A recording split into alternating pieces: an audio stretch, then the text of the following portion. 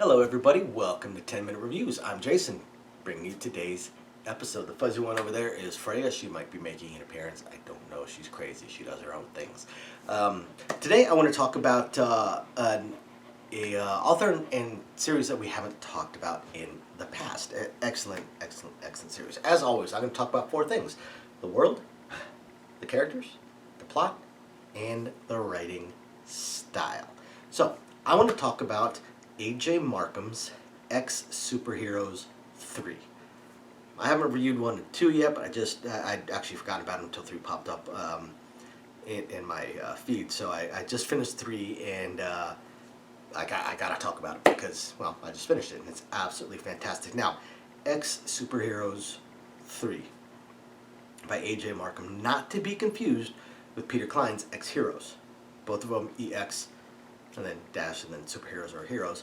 Two totally separate series, two totally separate authors, two totally separate worlds. Everything is separate except for the superpowers side of it. So, the world. Well, the world is kind of ish our world. The world of the X Superheroes series, again, our world ish. Modern world, modern cities, Tokyo, Chicago, Las Vegas, LA, stuff like that. Only superheroes and supervillains exist in it. Now, these powers are based off of a drug called ephemera that at one point was controlled by the government and then kind of got out via black market and stuff along those lines.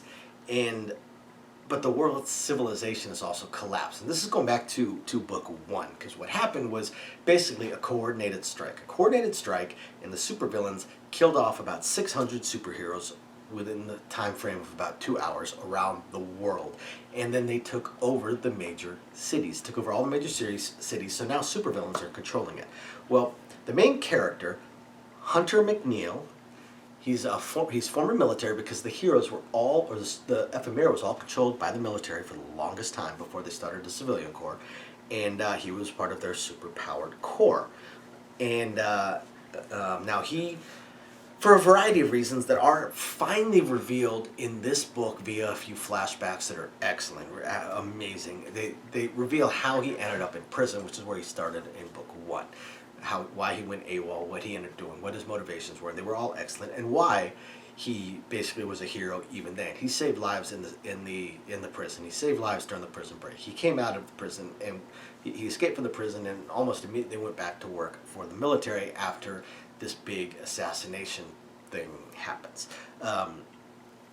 And so he's ex-military, ex-con, and now is running a team of all the women. So I think you guys know where that's going. But and he is trying to take out the villains that are ruling various cities. Through book 1 and book 2, he'd already taken out 2 major ones while gaining a few allies. So now in book 3, theoretically, he wants to go take out another one. So Hunter Mcneil's powers, he controls shields. He creates shields. He's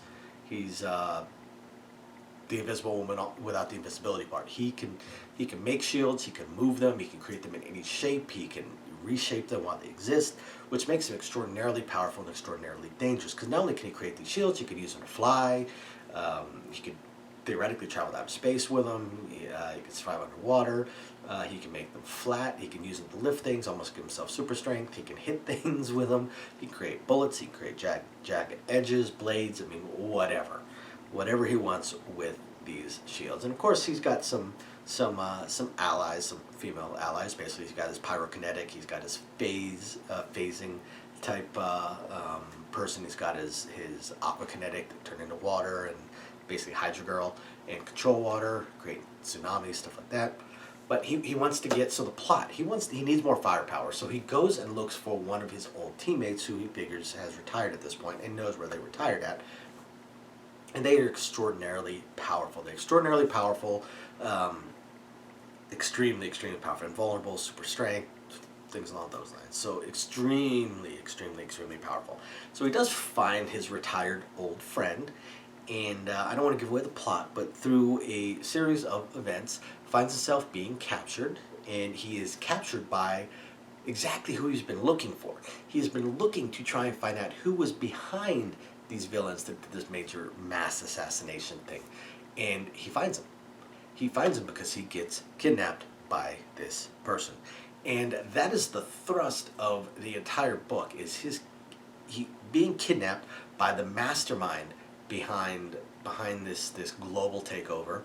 What then their ulterior motive, their master plot that's behind that, and then how he manages, how he tries to escape, how he tries to fight them, how he tries to defeat the mastermind.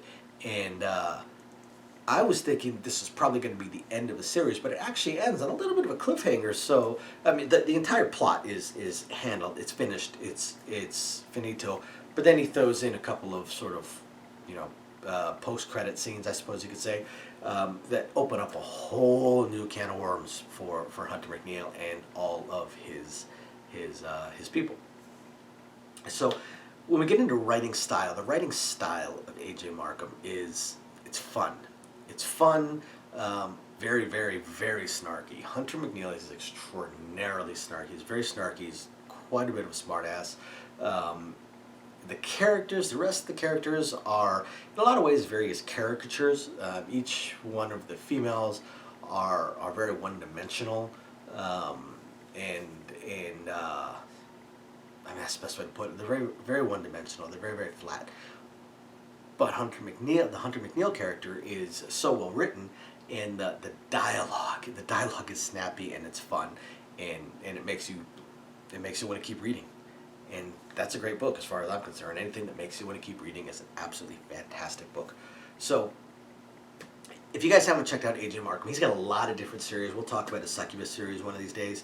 So he's an excellent author. He writes in a lot of different genres, and it's just a lot of fun. A lot of fun. So if you like fun books, entertaining books, looking for something to read after you hit the like and subscribe buttons, go check out AJ Markam. Check out his X-Superhero series if you like the superhero genre. Thank you, everybody, for watching, and we will catch you guys next time. Bye now.